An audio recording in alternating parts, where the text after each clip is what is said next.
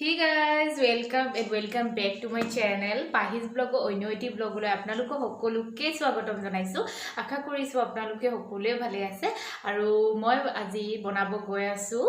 sujir pitha bihur karone moi sujir pitha bonabo goi asu aru tare recipe apnalukok dekhom buli bhabisu tene kore deri nokori boloksun sao keneke bonai.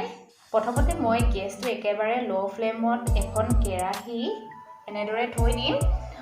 অলপ দেৰি গৰম হৈ যাব যেতিয়া মই ইয়াত 2 cup পানী দি দিম 2 কাপ পানী দি দিম আৰু পানীখিনি অকমান দেৰি উতল এটা আহিবলৈ দিম এয়া দেখিছে পানীখিনি অলপ উতলিব আৰম্ভ কৰিছে আৰু এতিয়া মই তাত দি লম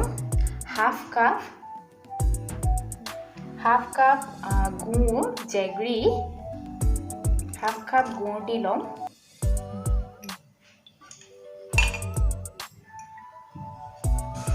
aru enedore miholai thakim pani aru gur khini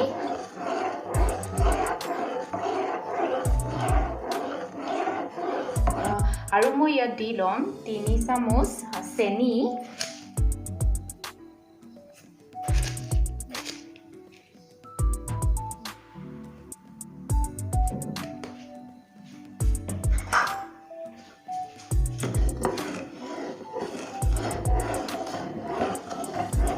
আৰু মই এতিয়া দি লম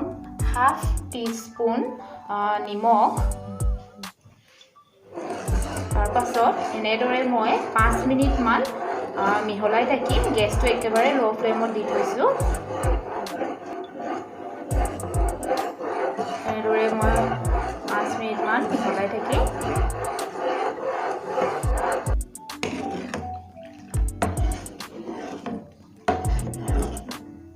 মিনিট হৈ গ'ল এতিয়া অলপ কালাৰটো চেঞ্জ হৈছে পানীখিনি আৰু এতিয়া মই দি লম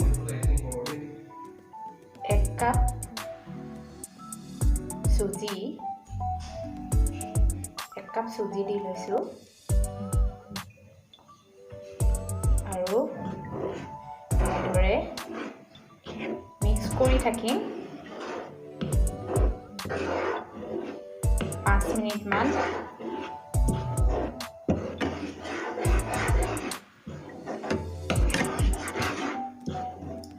গেছটো মই একেবাৰে লো ফ্লেমত থৈছো এতিয়া মই গেছটো মিডিয়াম ফ্লেমত থৈছো অলপ দেৰি কাৰণে সুজিখিনি সিজিবলৈ আৰম্ভ কৰিছে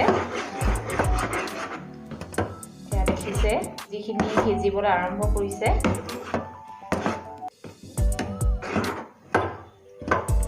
সুজিখিনি হৈ গ'ল এতিয়া ঠাণ্ডা হ'বলৈ দিওঁ অলপ তেল এনেদৰে লগাই ল'ম তাৰ পাছত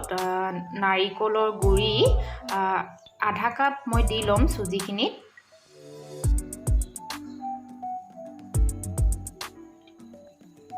সুজিখিনি যথেষ্টখিনি ঠাণ্ডা হ'ল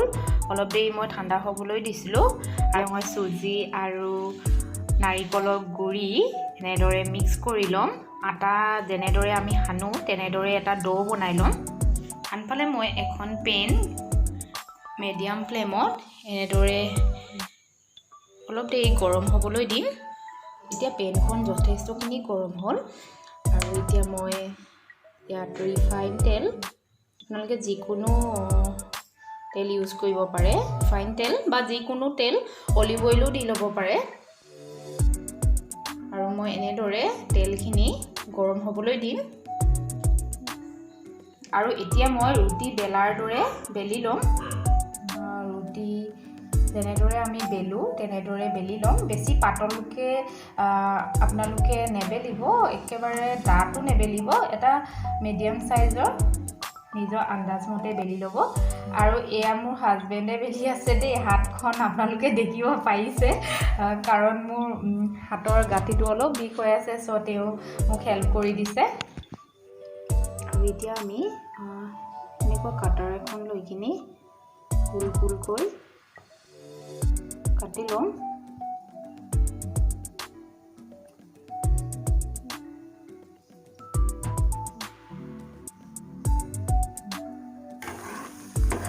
আৰু এতিয়া পিঠাকেইখন এনেদৰে ভাজি থাকিব যেতিয়ালৈকে ইয়াৰ ৰং সলনি নহয়। আৰু তাৰ পাছত আপোনালোকে দেখিব পিঠাকেইখন ফুলি আহিছে।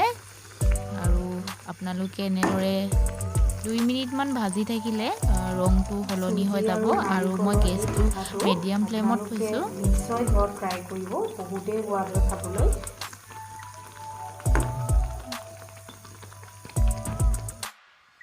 চ' গাইজ, এয়া আমাৰ চুজি আৰু নাৰিকলৰ টেষ্টি পিঠা বনি ৰেডি হৈ গ'ল। একেবাৰে সহজ বনাবলৈ, জাষ্ট কেইটামান বস্তুৰ দৰকাৰ আছে,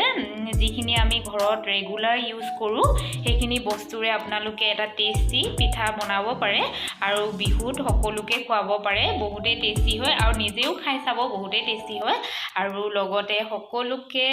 ৰঙালী বিহুৰ শুভেচ্ছা যাচিলোঁ।